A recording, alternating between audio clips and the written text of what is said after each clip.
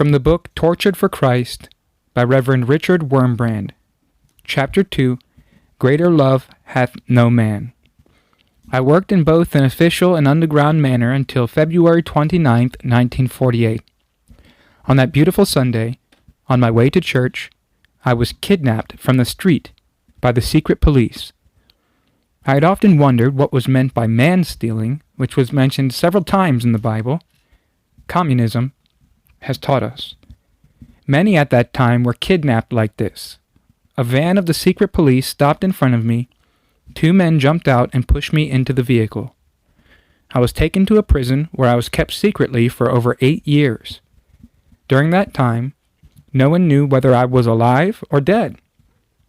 My wife was visited by the secret police who posed as released fellow prisoners. They told her that they attended my burial. She was heartbroken. Thousands of believers from churches of all denominations were sent to prison at that time. Not only were clergymen put in jail, but also simple peasants, young boys and girls who witnessed for their faith. The prisons were full, and in Romania, as in all communist countries, to be in prison means to be tortured. The tortures were sometimes horrible. I prefer not to speak too much about those, though, which I have passed. It is too painful. What I do, I cannot sleep at night. In the book, In God's Underground, I recount many details of our experiences with God in jail. Unspeakable tortures. A pastor by the name of Florescu was tortured with the red-hot iron pokers and with knives. He was beaten very badly. Then starving rats were driven into his cell through a large pipe. He could not sleep because he had to defend himself all the time. If he rested a moment, the rats would attack him. He was forced to stand for 2 weeks, day and night. The communists wished to compel him to betray his brethren, but he resisted steadfastly. Eventually, they brought his 14-year-old son to the prison and began to whip the boy in front of his father, saying that they would continue to beat him until the pastor said that what they wished him to say. The poor man was half mad. He bore it as long as he could, and then he cried to his son, "Alexander, I must say what they want. I can't bear your beating any more." The son answered, "Father, don't do me the injustice of having a traitor as a parent. Withstand. If they kill me, I will die with the words, 'Jesus and my fatherland.'" The communists, enraged, fell upon the child and beat him to death, with blood spattered all over the walls of the cell. He died praising God. Our dear brother Florescu was never the same after seeing this. Handcuffs with sharp nails on the insides were placed on our wrists. If we were totally still, they didn't cut us. But in the bitterly cold cells, when we shook with cold, our wrists, they would be torn by the nails. Christians were hung upside down on ropes and beaten so severely that their bodies swung back and forth under the blows. Christians were also placed in an ice box, what they called refrigerator cells, which were so cold that the frost and ice covered the inside. I was thrown into one while I had very little clothing on. Prison doctors would watch through an opening until they saw symptoms of freezing to death. Then they would give a signal and the guards would rush in to take us out and make us warm. And when we were finally warmed, we would immediately be put back into the icebox cells to freeze, thawing out, then freezing to within minutes of death, then being thawed out over and over again. Even today, there are times when I can't bear to open a refrigerator. We Christians were sometimes forced to stand in wooden boxes only slightly larger than we were. This left no room to move.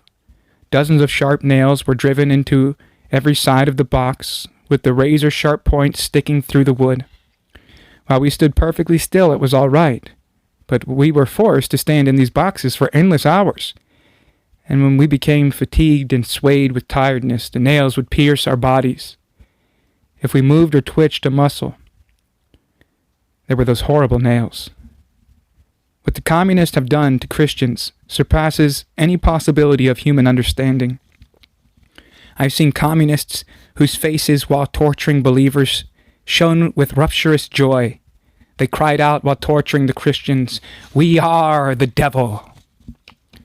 We wrestle not against flesh and blood, but against the principalities and powers of evil. We saw that communism is not from men, but from the devil. It is a spiritual force, a force of evil, and can only be countered by a greater spiritual force, the Spirit of God. I only ask the torturers, "Don't you have pity in your hearts?" They usually answered with quotations from Lenin. "You cannot make omelets without breaking the shell of the eggs. You cannot cut wood without making chips fly." And I said again, I know these quotations from Lenin, but there's a difference. When you cut a piece of wood, it feels nothing. But here, you're dealing with human beings. Every beating produces pain. And there are mothers who weep. It was in vain. They are materialists. For them, nothing besides matter exists, and to them, a man is like wood, like an eggshell. With this belief, they sink to unthinkable depths of cruelty. The cruelty of atheism is hard to believe. When a man has no faith in the reward of good or the punishment of evil, and there's no reason left to be human. There's no restraint from the depths of evil that is in man. The communist torturers often said, "There is no God, no hereafter, no punishment for evil. We can do what we want." I heard one torturer say, "I thank God, in whom I don't believe, that I have lived to this hour, when I can express all the evil in my heart." Here expressed in an unbelievable brutality and torture inflicted on prisoners. I'm very sorry if a crocodile eats a man, but I can't reproach the crocodile. It is not a moral being, so no reproaches can be made to the communists. Communism has destroyed any moral sense in them. They boasted that they had no pity in their hearts. I learned from them as they allowed no place for Jesus in their hearts. I decided I would leave not the smallest place for Satan in mine. I have testified before the Internal Security Subcommittee of the U.S. Senate, and there I described awful things such as Christians tied to crosses for 4 days and nights. The crosses were placed on the floor, and hundreds of prisoners had to fulfill their bodily necessities over the faces and bodies of the crucified ones. Then the crosses were erected again, and the communists jeered and mocked. "Look at your Christ! How beautiful he is! What fragrance he brings from heaven!" I described how, after being driven nearly insane with tortures, a priest was forced to consecrate human excrement and urine and give Holy Communion to Christians in this form. This happened in the Romanian prison of Pitești. I asked the priest afterward why he did not prefer to die rather than participate in this mockery, and he answered, "Don't judge me, please. I've suffered more than Christ." All the biblical descriptions of hell and pain of Dante's Inferno are nothing in comparison with the tortures in communist prisons. This is only a very small part of what happened on one Sunday and on many other Sundays in the prison of Pitești. Other things simply cannot be told. My heart would fail if I should tell them again and again. They are too terrible and obscene to put into writing. This is what your brothers in Christ went through and what they go through now.